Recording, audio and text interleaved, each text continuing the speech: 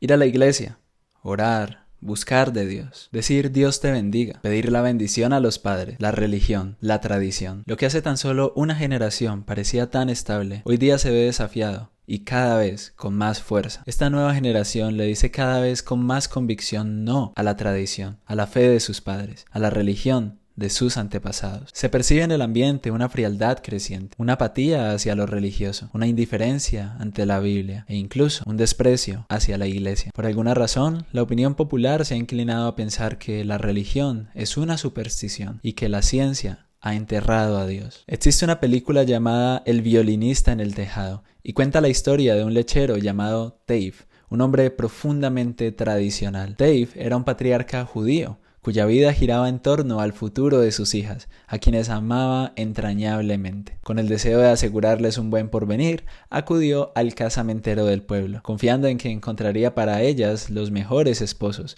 los más adinerados. Pero entonces, una a una, sus hijas empezaron a desafiar esta tradición, y vinieron a él y le dijeron: «Papá, no amo al hombre que eligió el casamentero, yo amo al sastre o amo al carnicero o a cualquiera». Y cada una comenzó a tocar las fibras más sensibles del corazón de su padre, diciendo: «Papá, por favor, déjame casarme con el hombre que amo». Pobre Dave, está desgarrado. Por un lado quiere ver felices a sus hijas, pero por el otro quiere permanecer fiel a las tradiciones de su pueblo. Entonces, para resistirse a las peticiones de sus hijas, les decía: «No puedes casarte con ese hombre». Y cuando le preguntaban por qué, simplemente respondía: «Porque es la tradición». Y creía que esa explicación bastaba. Pero luego vino la pregunta inevitable: ¿y por qué esa es la tradición? Ahí Dave se quedó en silencio. Se rascó la cabeza como buscando una respuesta y finalmente dijo: «¿Por qué es la tradición? Bueno, es la tradición, eso es todo. Así lo hizo mi padre y el padre antes de él y es la tradición». Pero no pudo dar una razón de fondo. No sabía por qué esa tradición se había establecido en primer lugar. Y ahí comenzó la crisis. Dave descubrió que esa tradición que tanto valoraba no tenía raíces firmes. Estaba colgando en el aire, era frágil. Ahora, ¿recuerdan el título de la película? La película se llama El violinista en el tejado. Pero, ¿qué tiene que ver un violinista en el tejado con la historia de este hombre y sus hijas? Bueno, en la escena inicial de la película, la música comienza y vemos a un pequeño hombre tocando su violín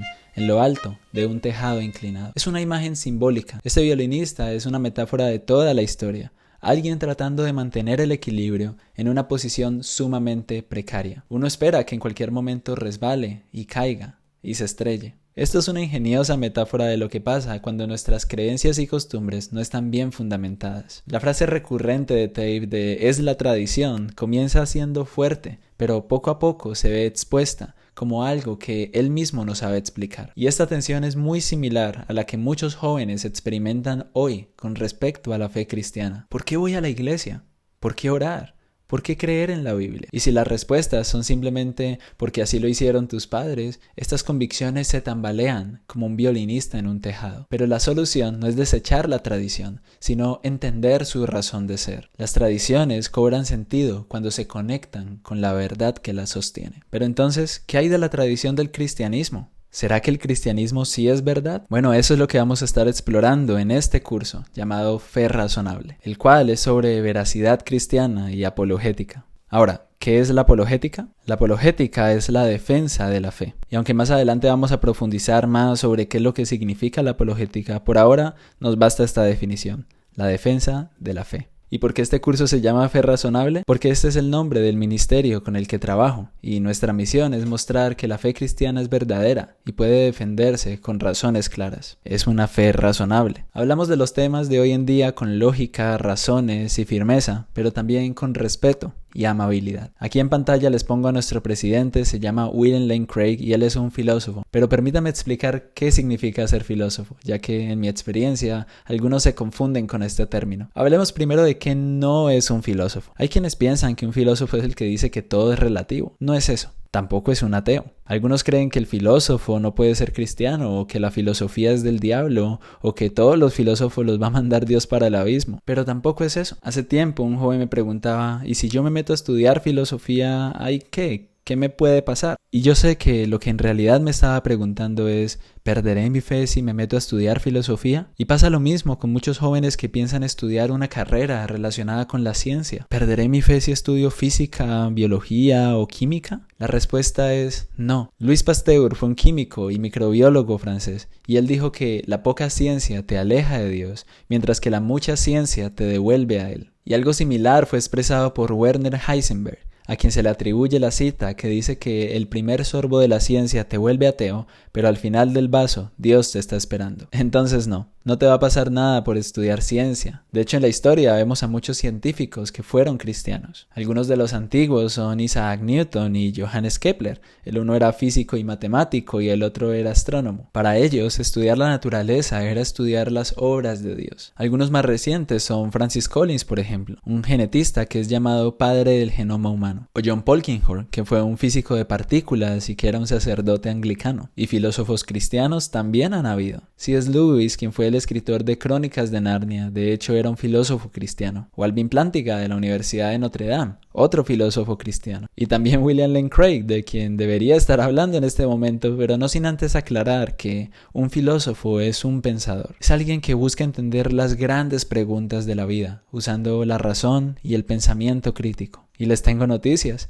no solo los filósofos hacen filosofía, todos hacen uso de la filosofía. De hecho, las discusiones que tenemos cada día están cargadas de presupuestos filosóficos. Por ejemplo, al hablar del aborto, hay quienes argumentan que está bien abortar al bebé porque no es una persona. Y es que en el fondo, estas discusiones giran en torno a una pregunta filosófica clave. ¿Qué es una persona? Esta no es una pregunta médica o biológica. Es filosófica. La ciencia te puede decir cuándo comienza la actividad cerebral o qué procesos ocurren en el cuerpo, pero no puede responder desde qué momento alguien tiene dignidad, valor o derechos. Esta es una pregunta sobre el significado, sobre lo que somos realmente, y la respuesta que des depende de tu visión del mundo. Si crees que el ser humano vale solo por su capacidad de razonar, sentir o producir, entonces podrías justificar eliminar a alguien que no cumpla con esos criterios. Pero si crees que el ser humano tiene un valor intrínseco desde que existe como tal, entonces lo vas a proteger desde la concepción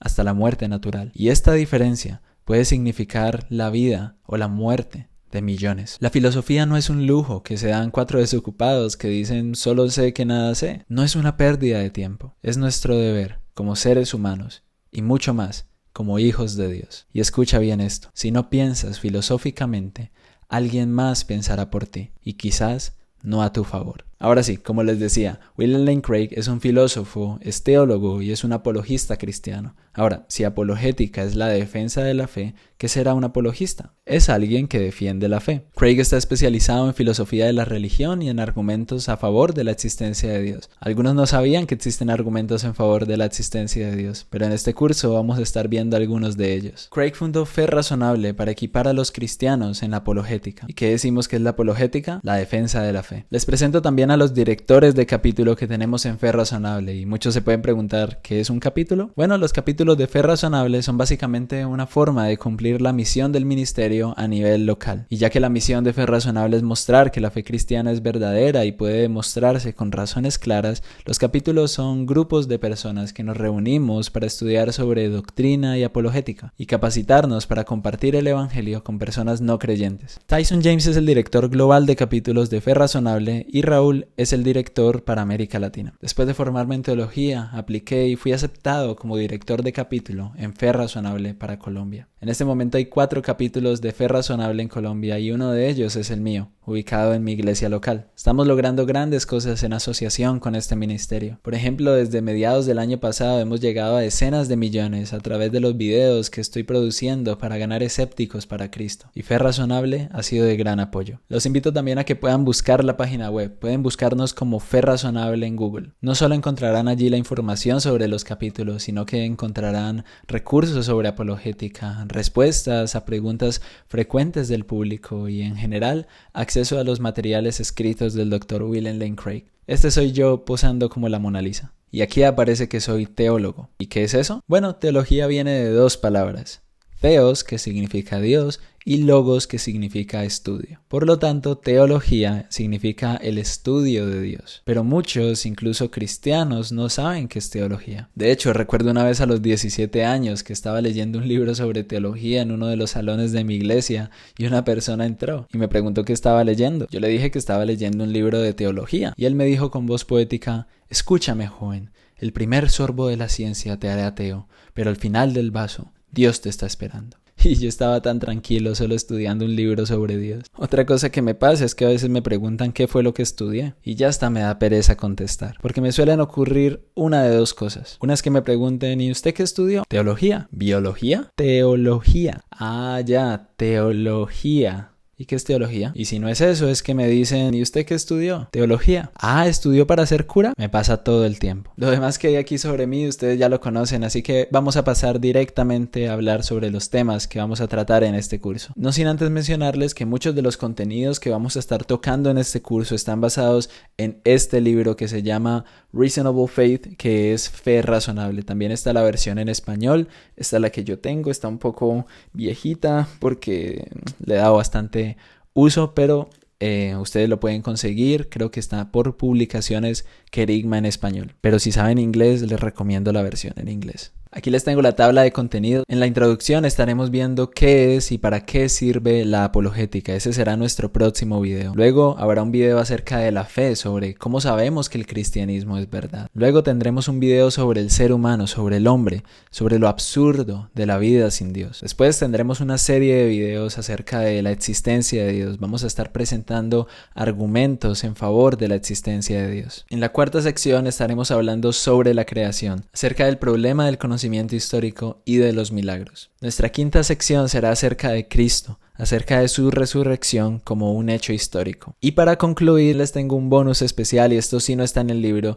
pero quiero que abordemos algunas de las objeciones comunes que se hacen a la fe cristiana sobre por qué Dios no se muestra, por qué existe el mal en el mundo, por qué los cristianos dicen que el cristianismo es el único camino si hay tantas religiones. Todo eso lo vamos a estar abordando al final. Pero bueno, esto apenas fue la presentación del curso. Nos vemos en el próximo video para la introducción. Y no olvides suscribirte para estar pendiente de cuando salga este nuevo video. Hasta entonces.